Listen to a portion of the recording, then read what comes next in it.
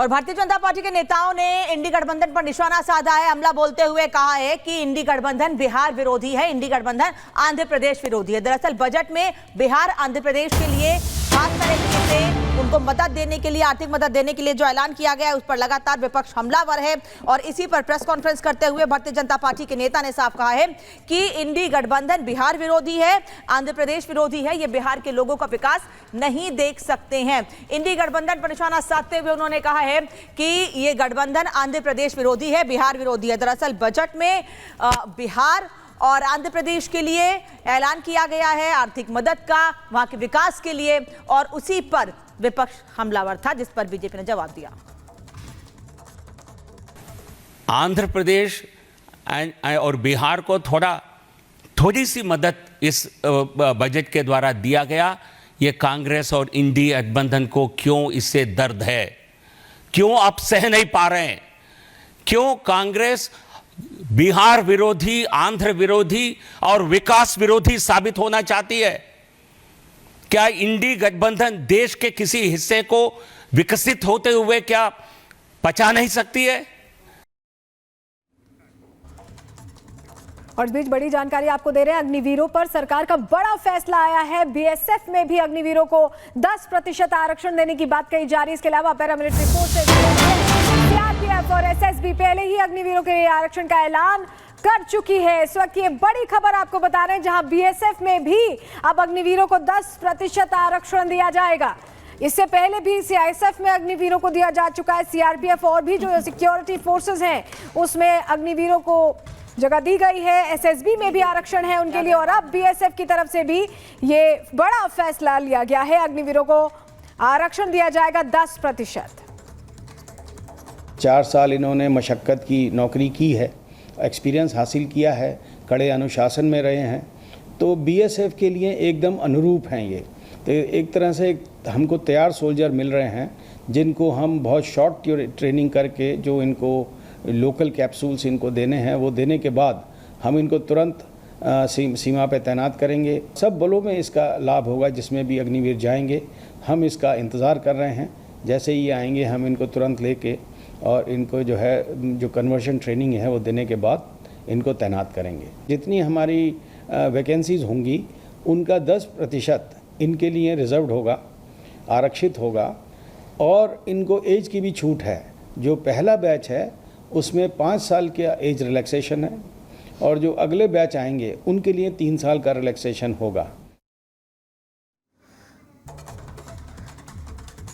तो जिस तरीके से ये बड़ा ऐलान किया गया है दरअसल अग्निवीरों के लिए, इसके पहले आपको याद होगा किस तरीके से हरियाणा सरकार ने भी अपनी ओर से इनिशिएटिव लिया। इसके अलावा जो स्टेट पुलिस है इसमें भी जो छूट है वो यहाँ पे दी जा रही है। इसके अलावा बाकी जो प्राइवेट कंपनीज है उनकी ओर से भी जो अग्निवीर है उनको प्रायोरिटी देने की बात कही गई। और अब बीएसएफ में भी अग्निवीरों को 10% आरक्षण का ऐलान यहाँ पर किया गया, यानी कि अग्निवीर रिटायरमेंट के बाद कहीं से भी खाली ना बैठे, इसको लेकर के पूरा का पूरा ख्याल रखा जा रहा है। सीआईएसएफ, सीआरपीएफ, एसएसबी में भी आरक्षण देने की बात यहां पर कही गई है। अग्निवीरों पर सरकार का बड़ा फैसला है। आपको याद होगा लोकसभा चुनाव में किस तरीके से राहुल गांधी ने अग्निवीरों को लेकर के एक बड़ा मुद्दा बनाया, इसको लेकर के तमाम वीडियोस, तमाम बातें कही गई। लेकिन अब सरकार की ओर से जिस तरीके से एक के बाद एक बड़ा फैसला यहां पर लिया जा रहा है, ये अपने आप में बताने के लिए काफी कि अग्निवीरों को लेकर सरकार जो है यहां पर लगातार प्रयास कर रही है। और अब यहां पर जिस तरीके से जो बड़ा ऐलान किया गया है वो इसको देखकर लग रहा है दरअसल कि सरकार अग्निवीरों को लेकर फिक्रमंद है, और इनके लिए एक के बाद एक बड़े फैसले किए जा रहे हैं। तो ये बड़ा फैसला किया गया है सरकार की ओर से, जहां पर बीएसएफ या यूं कहे तो सीआरपीएफ, एएसएफ, तमाम जो सुरक्षा बल है उनमें इनकी भर्तियों को लेकर के यहां पे दरअसल जिस तरीके से ऐलान किया गया, इनके लिए 10% आरक्षण का ऐलान किया गया। इसके अलावा अब यहां पे सरकार की ओर से बड़ा फैसला, बड़ा ऐलान। और अब बात जम्मू कश्मीर की, जहां पर आतंकियों को लेकर के ऑपरेशन ऑल आउट लगातार चलाया जा रहा है। सेना की ओर से लगातार जो आतंकी हैं उनके ठिकाने ढूंढ करके आतंकियों को ढेर करने का प्रयास किया जा रहा है। और शायद यही वजह है कि दरअसल अब घाटी में आतंकियों की उल्टी गिनती शुरू हो गई है। पूरी खबर देखिए।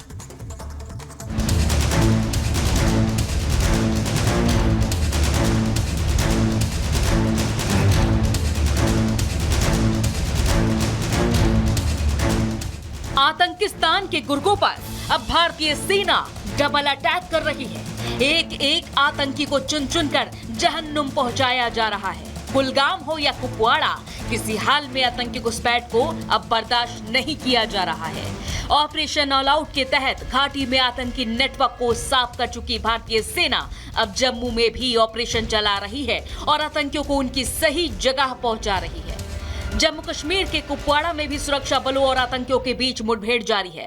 लगातार दूसरे दिन भी भारतीय सेना के जवान आतंकियों को अपनी बंदूक के निशाने पर लिए हुए हैं। घुसपैठ की नापाक कोशिश कर रहे आतंकिस्तान के गुर्गों को ढेर कर रहे हैं। भारतीय सेना की जवानों, सीआरपीएफ और जम्मू कश्मीर के जवानों ने अब तक 2 आतंकियों को मिट्टी में मिला दिया, तो वहीं आतंकियों से लोहा लेते हुए हमारी सेना का एक जवान भी शहीद हो गया। दरअसल आतंकी पिछले कुछ समय से ही जम्मू कश्मीर में घुसपैठ का नापाक ख्वाब देख रहे थे, लेकिन भारतीय सेना ने उनके ख्वाबों पर पानी फेर दिया। मंगलवार शाम जैसे ही आतंकियों ने घुसपैठ की कोशिश की, पहले से ही चौकस जवानों ने आतंकियों को बीच रास्ते में ही रोक लिया और इसके बाद दोनों तरफ से फायरिंग शुरू हो गई। लेकिन जैसे ही दहशतगर्दों को अपने अंजाम का अंदाजा हुआ, वो छिप गए। लेकिन आतंकियों को जहन्नुम पहुंचाने की जिद पर अड़े सेना के जवानों ने पूरे इलाके को घेर कर 2 आतंकियों को ढेर कर दिया। दक्षिण कश्मीर के कुपवाड़ा जिले के लोलाब इलाके में आतंकियों और सुरक्षा बलों के बीच मुठभेड़ जारी है। भारतीय सेना का एक एनसीओ भी इसमें घायल हुआ है। बता दें कि आतंकी संगठन लश्कर-ए-तोयबा का एक नया ग्रुप माना जा रहा है, जो हाल ही में घुसपैठ कर भारतीय सरजमीन पर पहुंचा है और इसमें 6 से 7 आतंकी शामिल हो सकते हैं, जिसको लेकर अब सुरक्षा बल लगातार अभियान चला रहे हैं। जिस तरह से पाकिस्तान की तरफ से लगातार कोशिश कर घुसपैठियों को भारतीय सरजमीन पर भेजा जा रहा है ताकि माहौल को खराब किया जाए, इस बीच सेना का ऑपरेशन ऑल आउट लगातार जारी है। जानकारी के मुताबिक ये एनकाउंटर कुपवाड़ा के तुर्खान इलाके में हुआ, जहां से घुसपैठ करने वाले आतंकियों को सेना ने एलओसी के पास त्रिमुखा टॉप पर घेर लिया। जिसके बाद घबराए आतंकियों ने बचने के लिए गोलीबारी की, लेकिन सेना के जवानों की फायरिंग ने आतंकिस्तान के गुर्गों को बैकफुट पर ला दिया और धीरे धीरे आतंकियों पर शिकंजा कसते हुए 2 आतंकियों को वहीं गाड़ दिया। इतना ही नहीं, सेना के जवान आतंकियों के साथ साथ उनके नेटवर्क को भी ध्वस्त करने में लगे हैं। पूरे इलाके में सेना के जवानों ने अपनी एक्टिविटी बढ़ा दी है और इसी कड़ी में भारतीय सेना ने सांबा जिले से स्थानीय लोगों को कुएं में मिली 49 गोलियां और 303 राइफल की गोला बारूद को बरामद किया है, जिसके बाद पुलिस और बीएसएफ जांच में जुट गई है।